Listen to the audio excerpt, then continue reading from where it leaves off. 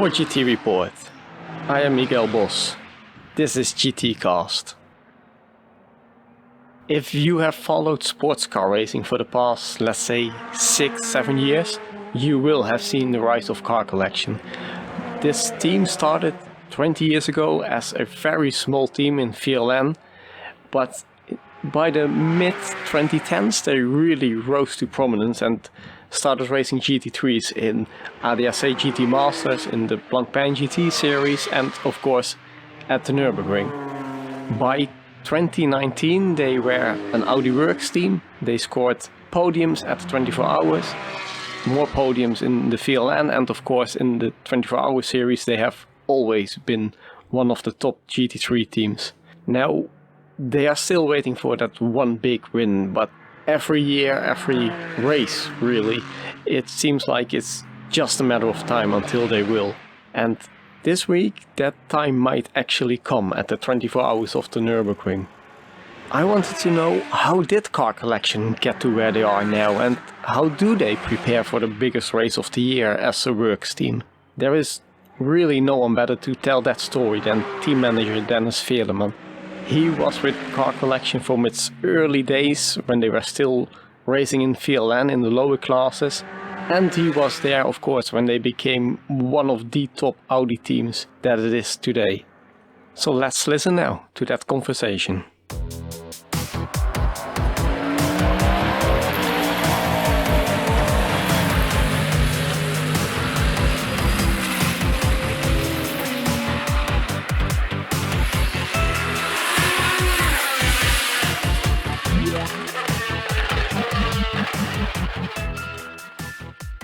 Denis Ferlemann, who are you and what do you do at Car Collection? Yeah, my name you told already. I'm Denis Ferlemann, team manager of Car Collection Motorsport since 2015 now, and I'm responsible for the team organization stuff and managing everything what is around Car Collection. Team manager, and what does that actually mean? What are your day-to-day activities? Let's say I have to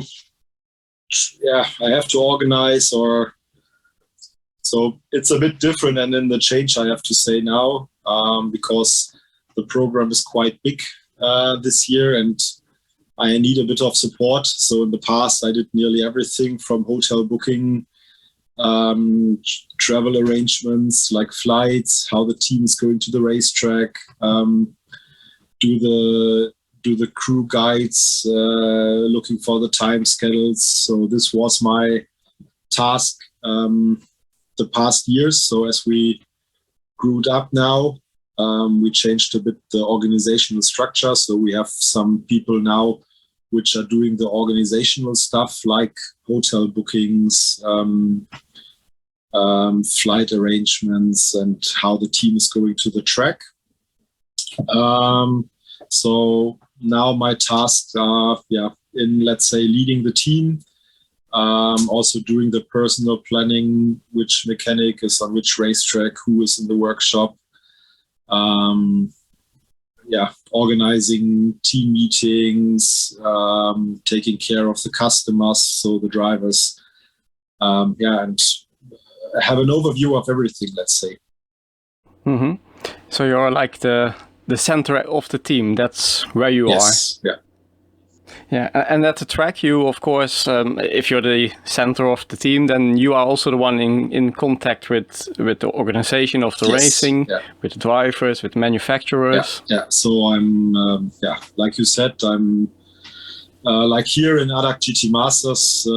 There's not so much to do with the manufacturer, like we have next week at the 24-hour Nürburgring, where we enter the official factory car for Audi Sport. So you are more involved with the factory or with the manufacturer. But I'm in contact with the organization, with the race director, like also a sporting director, checking the rules, that everything is keeping the rules and we are inside of the rules. Taking care of the drivers, so everything that the full event here, which we are doing, and the races, sorted out and everything is managed and goes smoothly. Can you tell me a bit about your personal background in motorsports? Yeah, for sure. So I started with go-karting when I was 10. So my family has a big motorsport background. My grandfather started 60 years or something ago. And then the next one in the family was my aunt. She was driving in the 80s in the Formula 3 against people like Manuel Reuter, Bernd Schneider. So what's her name? Delia. So when she was driving, it was Delia Stegemann, and now it's Delia Herbst. So she's your aunt. Aunt, yeah. Oh, okay. Now I get it. Yeah. Okay. So now they are leading Equipe Vitesse together. Yeah. So yeah, then I was the next one to start with karting, let's say. I did it for 10 years, and then it's like always, when you don't have a lot of budget in the background, you have to decide where you are going.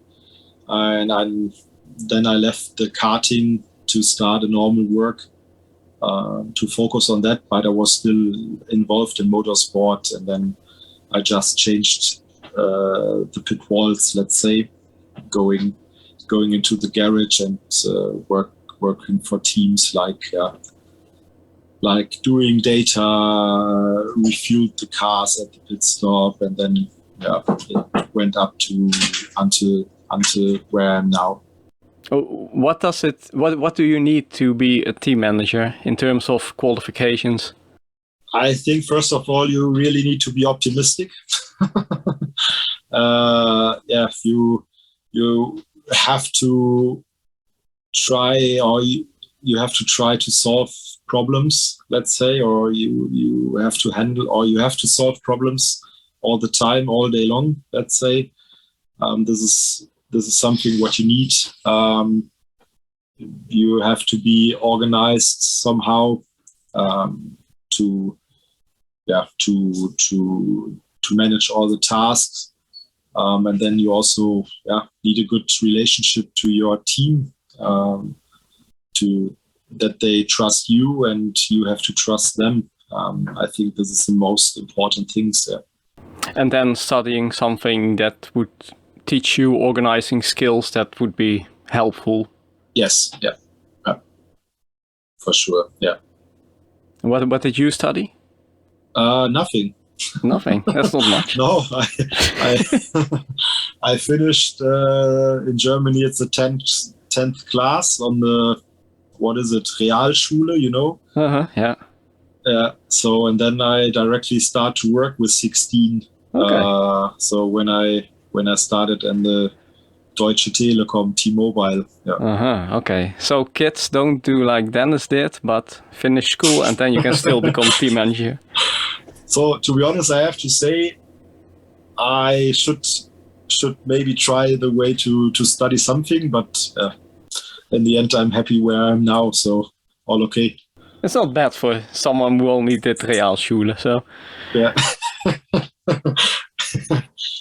You joined the team in 2008. Yes. Can you explain a little bit what the team was like back in 2008 and how it grew to, let's say, what it is now? Yeah. So when I started, the team owner Peter Schmidt, he owned one Porsche 996 Cup, and this was entered in the former VLN, which is now the NLS. So the Nürburgring Endurance Series, let's say. And we were running with gentleman drivers, which rented the car, let's say, or we gave the driver seats to the gentleman drivers. And from that moment on, so I was working as a freelancer, so was refueling the car just to do the works beside. I was not a mechanic, so I was always doing things on the refueling. I was involved in the data management of the car, also working a bit with the drivers, try to get them faster. And then the team started to grow up already. We bought some 997 Cup cars, and since 2009 or 10, something like that, we were running 5 997 Cup cars in the VLN. And then we made the step into the GT3, or let's say Peter Schmidt made the step into the GT3 with the SLS AMG GT3, the first one. Also there with gentleman drivers. So, and this he did from 2011 or 2012. I don't know exactly which year it was, quite a long time ago. And then, the team, so we had the GT3 and the Cup Porsches, which were running in the VLN. And also from that moment on, the team goes more into the GT3 category. And since 2015, where Peter Schmidt decided to start in the former Blancpain GT series, which is now the GT World Challenge, where he entered 2 cars. And from that moment on, he asked me before if I want to be the team manager from that moment on and start to be employed. And then 2015, obviously, we started with 2 cars in the GT World Challenge or Blancpain GT Series and the Endurance Cup. 2015, we already made a guest entry in the Attew GT Masters, where we were running with still with the Mercedes SLS AMG GT3. And then in 2016, the new GT3 cars were rolled out, like the AMG GT3 or the Audi R8 LMS, the 2015 model. And so we decided to change to Audi. And then we bought 2 new Audi R8 LMS GT3, which we entered in the Attew GT Masters in this year. One car was driven by Christian Frankenhout and Christopher Hase. And the second one was Isaac Tutumo Lopez and Kelvin van der Linde. So 2016 we were driving the GT Masters, the Creventic series, the VLN, so all with the Audi. But from that moment on, we didn't use any Cup Porsche, let's say. So it was really just GT3 cars. Then 2018 we came back to the roots, let's say, and we started with the Carrera Cup Germany. We want to progress a bit of junior development, let's say, because Porsche with the junior shootout and also 2018 the talent pool started. We thought that it's a really good idea to develop young talents and to bring them up into the GT3 level. But I have to say the 2018-2019, where we did Carrera Cup Germany, the prize or the fight in between the teams with the prizes of the seats were quite hard, and so we decided to skip the program and to still focus on GT3. And so now this year, I think it's quite the biggest program what we have now to enter the GT World Challenge with 2 cars with our team Tresor by Car Collection, 2 cars here in Attew GT Masters, the VLN full season with 2 cars, sometimes 3, like now with a factory car, and then also with the Creventic series. I think it's the biggest year now what we have here, and the most challenging, I have also to say. yeah, for sure. It's quite a lot. What's that like for you as a person to have such a big program? It's quite exhausting, I have to say, but not only for me, also for the mechanics. We have a big group of mechanics which are working for us. Otherwise, we couldn't manage a program like this or all the series. We have some mechanics which are doing or which doing nearly every series we are. Like they are doing GT Masters, they are doing GT World Challenge and the VLN or NLS. So they also have every weekend a race. Our testing season starts on the 12th of February. And since now we just have 2 free weekends. One was Easter weekend and the next one was NLS2, which was cancelled because of the snow. So until the 12th of February, we are still running from racetrack to racetrack, let's say. And it's quite exhausting. And like I said in the beginning, we have to reorganize our complete structure of the team.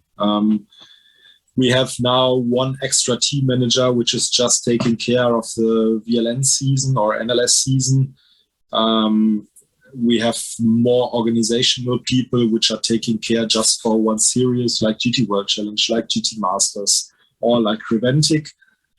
And I try to have an overview of everything and to try to help everyone who's involved in that part or in that series, and to give my feedback and to arrange everything and to make it happen that we have some good results and is organized properly. One of the things that I really like about Car Collection is that when I started doing GT Report and also before that started following GT racing, Car Collection was small team, wasn't really performing at a very high level. But then I think especially 2015, 2016, I think maybe I'm wrong about this, but you can tell me. But I think 15 and 16, those were the years that really turned the team around. Is that right? I have to say it started a bit later. 15 was quite hard year. We went into the Blancpain GT series. So we came from the gentleman racing, and even in 2015, the level in the Blancpain GT series was very high. It was the best series in the world, let's say, and the most professional series with also the pit stop stuff. And I have to say we came quite unprepared in that series, and we learned quite a lot out of this year, I have to say, and we made a progress also in that year, which helped us in 2016. But I think the biggest step or the biggest improvement we did in 2017, where we also rearranged our engineering structure, let's say, and we could get a lot of thoughts we were not running in big series like other GT Masters and Blancpain GT series. We were running in the VLN and the Creventic series mainly, and we did some guest entries. But from the team point of view, let's say, with the organization and also with the engineering side, 2017 was the year where we changed the most and where we improved a lot. And then from that moment on, we grew up how we are now, or where we are now. How do you look back on that process from improving the professionalism and the performance, obviously also coming down? How do you look back on that? Okay, first of all, we needed some guys which experience, like especially from the engineering side. We needed some engineers with experience in high-level racing, like Le Mans or like also GT World Challenge, which helped us also or give us a bit of or more structure how to set up the car and how the mechanics are working, which are the what is important to make the car fast, also for the strategy with the preparation of the car. So when I look back before, also when we started in 2008 with the VLN, we prepared the cars on the mechanical side. Let's say that we don't have any technical issue, but there was no preparation on strategy. There was no preparation on data. So we just went from race to race. In between, we cleaned the car, changed some parts which were damaged or over mileaged, or which were on the limit of the mileage. And then we went to the next racetrack, and everybody was just coming to the race, let's say.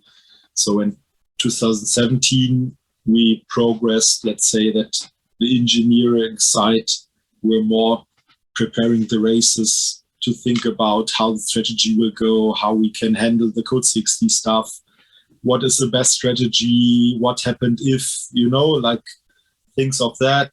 We had a setup history, let's say, and everything like that. So this was the biggest improvement. But also I have to say this year we are still learning a lot in the GT World Challenge, because now, or also in the past, even last year or the years before, we never had a professional car with 2 professional drivers in a series like ADAC GT Masters or GT World Challenge. And also this year we have to learn quite a lot, because it's a completely different way to work if you are working with professional racing drivers, and there is also some pressure behind to develop good results, or you are working with gentleman drivers, let's say, which I have to say,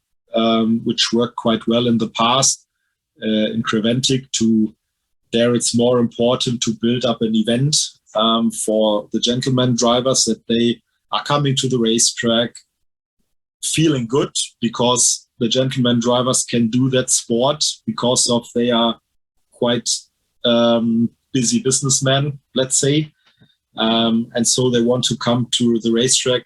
It's their hobby and their passion. So they want to relax, let's say. And then you have to build an event character that they are really feeling good. And if the result in the end is also good, then everybody is complete happy. But even if the result would be not so good, the people should enjoy the event, to feel good on the racetrack, to be there with the family, to enjoy the time with the family. So, and now if you are entering a car in the GT World Challenge with complete professional lineup, then the event character is not anymore there. So it's really like you have to perform on a high level, and the performance is the most of the things, or of the it's the important thing, let's say. So it's then kind of like you are running kind of 2 programs, one for the amateurs and one for the pros. Yes, yeah, this is true. So we have still the Creventic, which is for the gentleman drivers. And this also we want to keep also for the future, because you need also that as a background or a backup as a team.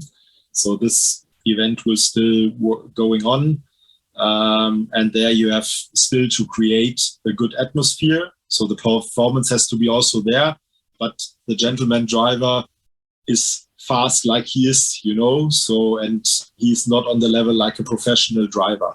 So in the end, the car has to be reliable. You need the good atmosphere. If the result in the end is good, like we had in Hockenheim with the overall P2 and the class win in the GT3 Am, it's like it is, or it's even good. But also if maybe a gentleman do a mistake and have a contact and we lose some laps in the garage to repair, they can be happy if the overall event is good. So, and this we will keep. So, and now we have two sides of racing. So the event side for the gentleman drivers, and then on the other side, the professional racing, where everything is for the performance, let's say. Is that also maybe part of Car Collection's strength, that you have this background in amateur racing where things have to be easygoing, friendly atmosphere, and then that you can carry over that attitude of having a relaxed event, carry that over to the pro racing side? Is that also maybe helpful? To be honest, not at all. It's really complete two different worlds. The way to work. So the other way around would be more interesting. Let's say that you can keep some things which you are learning in the professional racing, which you can bring into the gentleman racing, let's say, to be also there more professional. What about the racing strategy or something, or how to seize different things. But yeah, the event, let's say there are also two different things. You have to see if you are doing the professional stuff and you have to take care of a sponsor, like, let's say, then for sure it will help. But if you're just focusing on results and to develop or to deliver a good performance and to deliver good results, then you can't take things, or you can't bring things from the gentleman racing into the professional racing. This is completely different. Yeah. Right. So is there some kind of a philosophy within Car Collection, the way that the team is being run? The main philosophy is still we started as a family team, let's say, and this we try to keep it. So this is the main philosophy, that we want to have a family atmosphere in the team, that the mechanics are feeling good, the engineers are feeling good, that also, yeah, I have to say that when we finish the day, that everybody can drink a beer together. So this is the philosophy, because the days are quite long, and also we have a lot of days at the racetrack, not so many at home at the moment. So, and then you need that good atmosphere in the team, that everybody can look into the face to each other and still enjoy the time and have fun together. So, and that's important, to drink a beer together. And this is the main philosophy. I have to say it's quite hard at the moment to keep that, but because everybody is already a bit exhausted, but so far it's quite okay. You are racing in the 24-hour series, GT World Challenge at the Nürburgring, with multiple cars, of course. Can you explain what the team looks like, what you all do, which cars do you have, how the team is structured? So at the moment we have 8 Audi R8 LMS GT3 in our workshop. That's a lot. Which we're running. Yeah, which are running these programs. So we have 2 cars for the VLN series, we have 2 cars for GT World Challenge, 2 cars for ADAC GT Masters, and 1 spare car, let's say. Then we enter the factory car, but this is coming from Audi, so it's not our own car. But also we have some customers, or including of the 8 R8, there are some customer cars which we are supporting, or where we are doing this technical support. So there are two ways. We are renting our cars, let's say, to drivers in VLN series renting, something like that. And on the other hand, we are also a customer. If he has a car, he can bring it to us. We will do the full support in the workshop, and then going to the racetrack and do the race event on site with our equipment, with our engineers. So no one, doesn't matter if he's just renting a seat, let's say, in our car, or he brings his car. It's like a drive and arrive package. So we bring the car to the racetrack, he just arrives, can step into the car, drive, have fun, and go back. So this is what we are doing. So employed people at the moment, we are 5, which is not so many. No, let's say. So it's me as a team manager, and then we have 4 people in the workshop employed. But we have a complete stock of, or a network of, well, I would say 35 freelance mechanics and engineers, probably more. I didn't count it, which are working. Then also some full time. So we have now for sure 10 or 11 mechanics in the workshop at the moment. So 4 are employed, and the rest are coming as a freelance to us, which are but also full time in the workshop. Let's say they are working different races with different teams, but yeah, sometimes we have mechanics which are working like I said 5 days or 3 days for us in the workshop, and then they are doing a different job or driving with a different team in a different series, which is not clashing or which is not in competition with us, let's say. And this is how Car Collection is built at the moment. Yeah. Okay, so you are working with Lion Speed, Tresor. Explain what those two. What are those names? What are they exactly? Because they are on the car. But yeah. So let's say it's like a partnership. Lion Speed started last year. So we know Patrick Kolb, which is the head, let's say, of Lion Speed. It started last year. We know Patrick before. Also, his father was driving for us in 2010, 2009 on a cup car, something like that. And then last year we luckily came together to start at Lion Speed with a Audi, so we could take him from the Porsche and bring him into the Audi family. So this is like a partnership in the VLN and also in the Quantic series, because they are entering also our Audi R8 LMS GT4 in some Quantic races. So, and Tresor, it's also a partnership coming from Italy with Ferdinando Geri. It started, or we know each other since January, quite not a long time so far. But we started to speak about the GT World Challenge and if it's possible for us. And then, we quickly agreed that it can be a good partnership for both sides. And so we are working now together and trying to bring good results in the GT World Challenge. Yeah, Tresor, of course, also quite a lot of success in Italian GT with Mattia Drudi. Yes. He also came along, Mattia Drudi. This was quite of the part. Was part of the game, let's say. Now we worked quite a lot of time with Mattia together. I think we have a good relationship. Also before he drove NLS with us.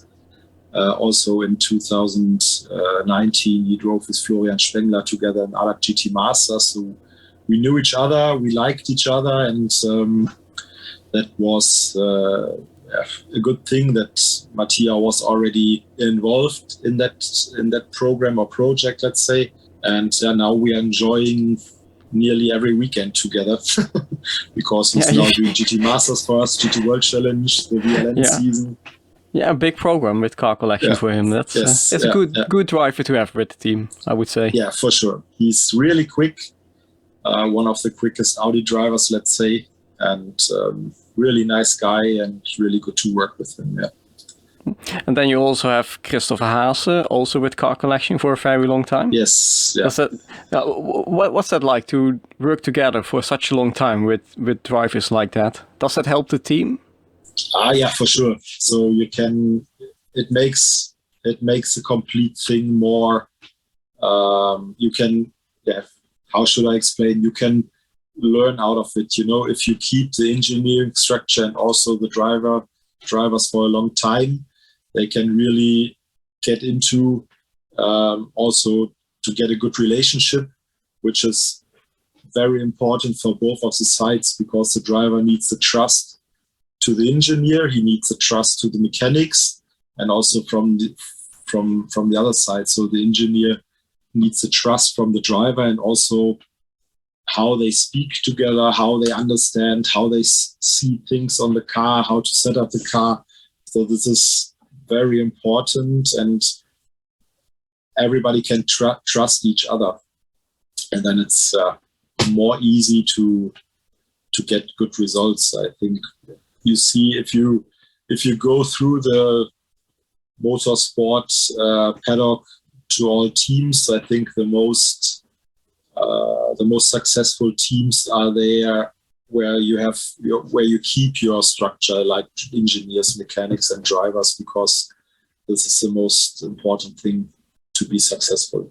Yeah, that's definitely true. If you look at Haupt Racing Team, that's probably the best example of that, because they came out of Black Falcon and immediately same kind of success because they still had the same people. Yeah. So that's an obvious example. Yeah. Yeah, that's true. And speaking of factory teams, since 2019, Car Collection is supported by Audi, but I would say that started in 2018 when you got to drive the new Audi R8 at the Nürburgring, just a test drive. How important was that race with the new Audi back then for the team? I have to say it started a bit earlier. In 2017, we did the last entry of the GT4 Audi, which was also a factory-supported entry, let's say. So there we started, and then 2018 we drove the new Evo spec without the bodywork part, let's say, in the 24 hours of Portimao. So this was also a development test. And then we brought the new Evo car, the Evo 1, let's say, 2018 to the Nordschleife as the first team.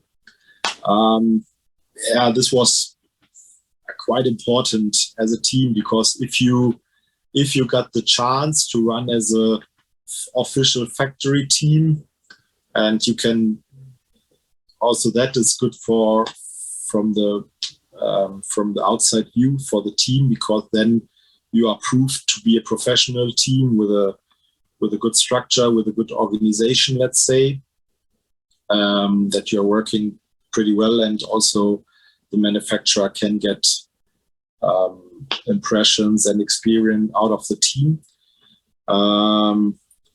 But also then you have some data, let's say, which gives you a bit more of a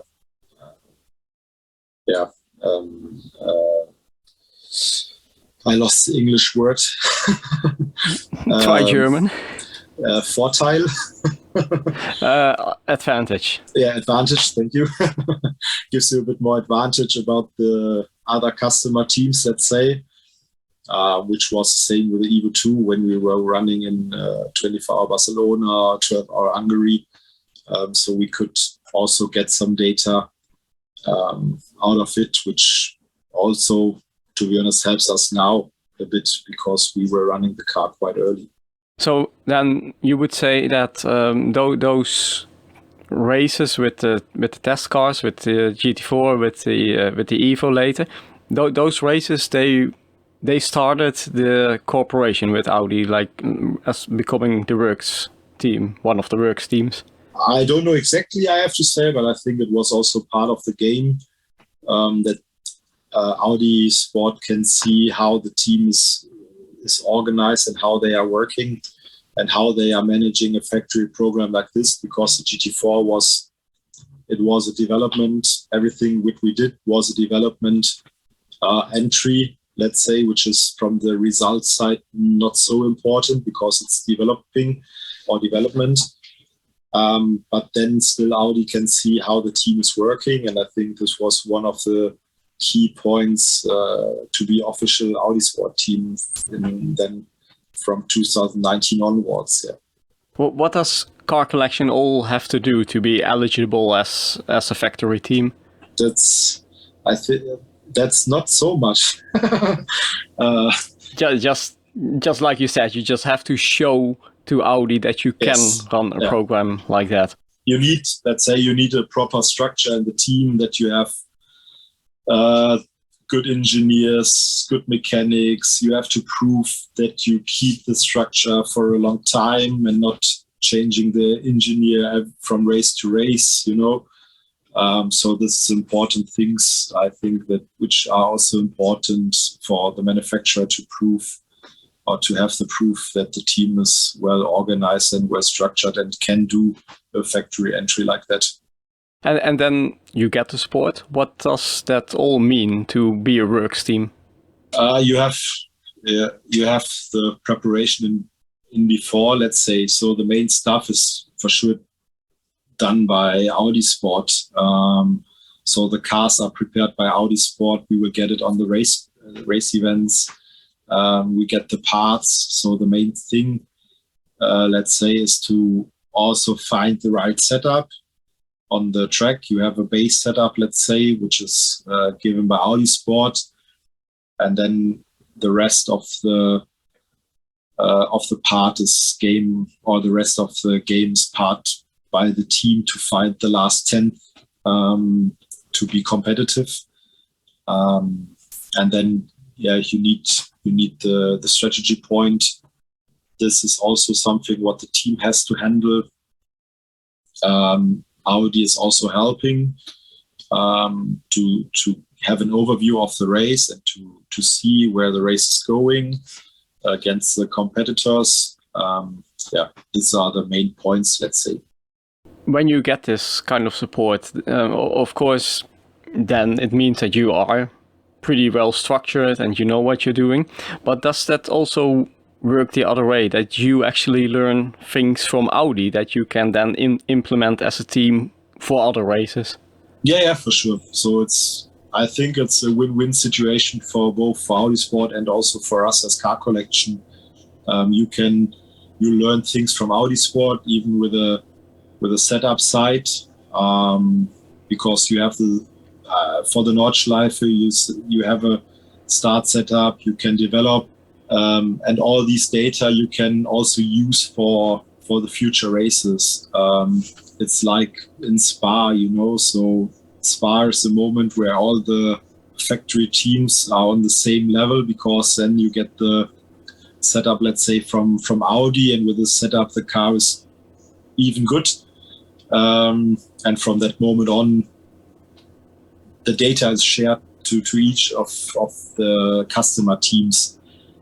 So also from a team side, you can learn a lot of things which is going on the car, from setup developing, also from developing maybe new parts or things.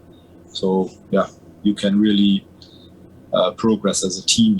Yeah, you can then really kind of escalate that into becoming even better as a team. Yeah, that's true.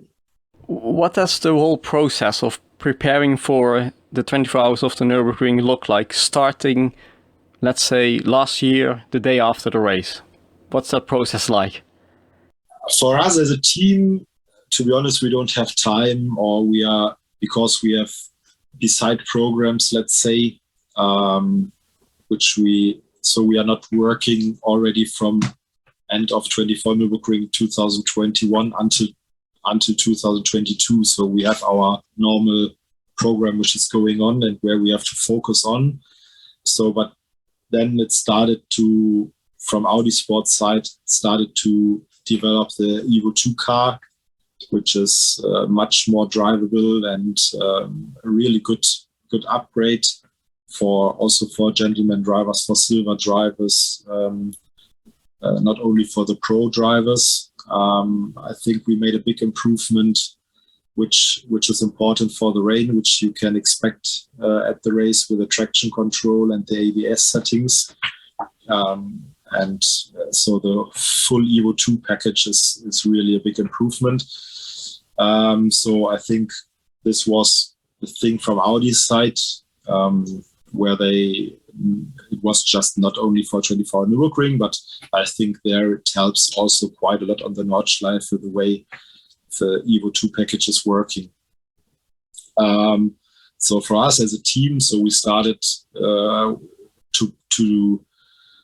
prepare for 24 Nürburgring when we got the call, let's say, and the confirmation that we will be the factory team again. Then the preparation started. So we tried to get the people together, which were also working for us last year, so that we can keep the crew, the engineers that we can keep, because like I said before, very important that everybody knows each other, from not even from working weekend to weekend, but also working on the special place in Nordschleife, which is completely different from all the other races, so that everybody can trust each other and knows each other, how he's working. And then it started, let's say, with VLN1, with the preparation to get the crew into the rhythm, also for the quali race, to work on the structure, like small things, like really the radio organization, how you're going to do, because we are entering 3 cars and you have to find a way how the groups also are working together. You see, or you have a look on what was maybe going wrong the year before, where you did mistakes or not, and this you try to solve or make it better for the next year, and try to find solutions how you can be better and not to do the mistakes again. So this is the main part of the preparation for the race, let's say. It really starts to pick up pretty much with the start of the season, yes. Not really before that. No. Yeah. You are entering both a works car, private car. How do you, as a team manager, how do you maintain the cohesion within a team that needs to cater to both customer drivers and the works drivers? Let's say we have the factory car, then we have the pro car from Line Speed, and then also the Pro M car, which is quite strong from lineup, also from Line Speed. You are just trying to be as a team, and that you can really profit from to entering 3 cars. It's like to get infos from the racetrack. You have to think about how we can share these informations to give this information to all of the 3 cars at the same time, And I think on one hand, it's quite difficult to handle, because you need a lot of people. For sure, you need the structure. You have to see how you prepare the stuff in the paddock, the trucks, tents, everything else, because also the limit or the space is quite limited in the garages. But for the race strategy, you can really take an advantage to entering 3 cars, and this is the most improvement or advantage, let's say. Yeah. Right, so you really involved the Pro M team. You also involve them with the works program and all of that. Yes. Yeah. We do the briefings together. We share the data. We share the setups. Also, after the qualification race, we give the videos from the cars, the onboard videos, the data to the Pro M drivers or the gentleman drivers, let's say, to prepare for the race. Mm-hmm. What will be the things that you will be keeping a close eye on during the race weekend? So let's say Yves and me. So we are working on the strategy side. So we are supporting the engineers by giving informations directly to the engineers. So we are viewing the race or have an overview of the race, let's say, and trying to also help the engineers to see dangerous things or weather changes very early, and to be part of that and try to find the best strategy and to not making mistakes, and also leading the crew to organize the mechanics, which is the hardest part with entering 3 cars, because in Nürburgring, you have just one fuel pump in front of your garage, and if you have 3 cars and the neighbor have 2 GT3 as well, so this means every 5 cars can be there on the same time. So you have to manage the crew and also try to speak to other teams. You have to arrange, because in the end it makes no sense to destroy a race for no team, let's say. So even the teams, if it's a different manufacturer, you also have to work a bit together, because otherwise everybody can lose in that situation. And this is the main part of us to work or to organize it. Yeah. Who will you be sharing the garage with? So far, it's a TCR in our garage, what I saw. So we have our 3 cars and then 1 more TCR car in the garage. So this is for us an advantage, let's say, but Valkenhorst is next to us with 2 GT3 or 3 GT3. And on the other side, it's also, I think, 1 GT3 at least. So quite busy in the pit lane. Yeah. Well, at least with the TCR car, then at the start of the race, it should normally not interfere with your strategy. Yes. So that's a good thing. Yeah. Also with a TCR car, you don't, even if we are a GT3 car and okay, they are the quickest cars in the Nordschleife and we have the factory car, but also there we have to appreciate the TCR car, to speak with them when they want to pit and how we're going to pit, and just to speak each other to not destroy a race on both sides, let's say. So you have to speak with everybody, let's say. Yeah, and you must respect and appreciate also those kind of small teams. Yes, yeah. Because once upon a time that used to be Car Collection, so you know what it is like. Yeah, that's true. I agree. You are also representing Audi as a brand. How much pressure does that add? Now it's quite bigger, the view, because now we have just 2 official factory cars which are running in the biggest race of the world. So the pressure is a bit higher, I think, also for Audi Sport, because now everything is compromised. Really, we have Audi Sport has 2 really strong cars, which I think with the best drivers in the world on both cars.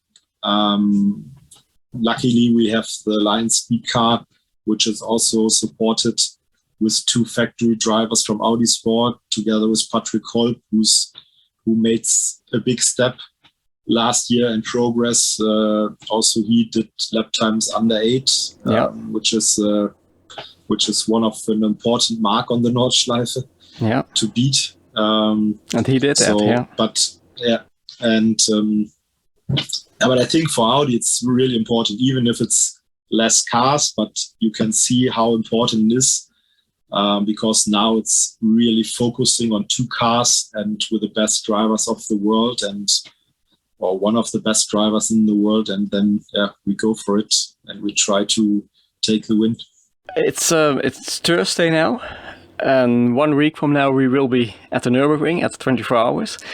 Yeah.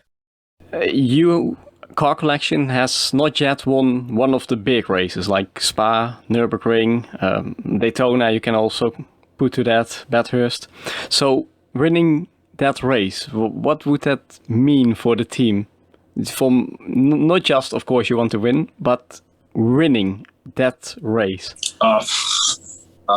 I didn't think about. So we were nearly to be in 2020, where we lost the win by 12 seconds. Yeah. I think it means really a lot for the team and also for the mechanics.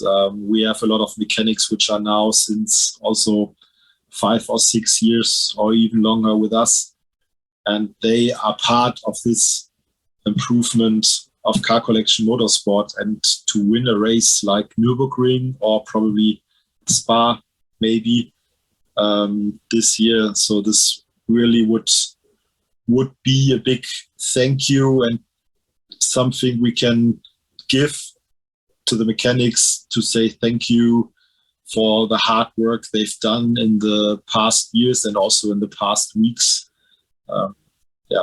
to grow up as a team. Yeah, that's the thing. Then you would, it would be like finishing that one long race from when the team really starts to pick up until finally proving that you can not just perform but also have the results for that. Yes. Yeah. Other than the usual luck, no mistakes, what is it going to take to win the 24 hours of the Nürburgring? I think it will be a 24-hour sprint race. So let's see the weather forecast. But if it will be dry, then it will be 24 hours on the complete push. Completely push, yeah. What has been the most fun moment for you since you joined Car Collection? The most fun moment? It's quite difficult to say in 17 years now. Quite a lot. Nearly 17 years. The most fun moment, I think one of the most funny moment was the heavy rain 2020 in Dubai, where the race has to be cancelled because you didn't expect that amount of rain in the desert. No. This is one of the things we can laugh about. Yeah. And in terms of a result, what was the best one? So far, our first major win in Dubai 2019, which was one of the best emotional ones also, emotional moment. And then also 2020, like I said before, when we lost the race by 12 seconds, which was really hard to accept in that moment. But afterwards, you have to say we took the second time in a row podium in the biggest and hardest race in the world, and to finish P2, it's still a good result and a podium place, even if it's the first place which not won. But the team made a fantastic job. The mechanics worked well, and in the end it was just 12 seconds, but it was still a podium, so we could enjoy afterwards quite well. It's still something to be proud of. Yeah, for sure. Yeah. Mm-hmm. Do you have any ambitions left in motorsports? Still to win the 24-hour Nürburgring. Of course. Then Spa. I would love to win Spa as well, but it's the first time. But we will give everything. It's new for us, but as a team. But we have an experienced team engineering crew behind, which did 24-hour Spa quite a long time, and many times. Yeah, and I don't know.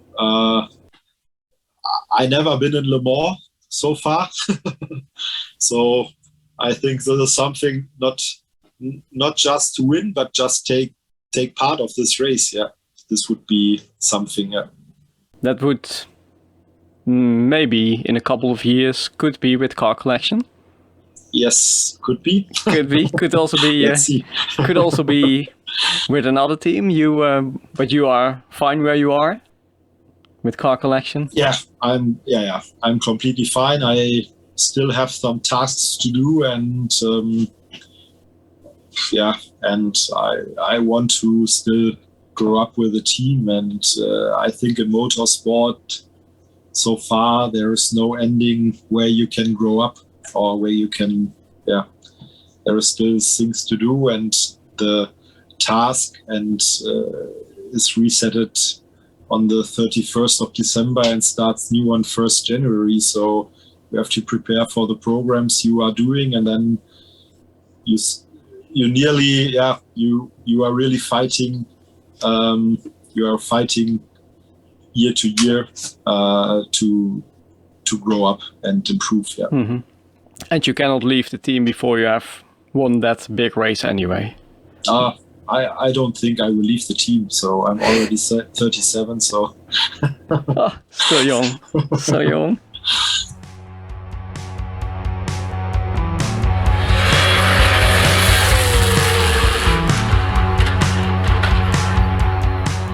That's it for this GT cast. I want to thank Dennis for his time and his amazing insights.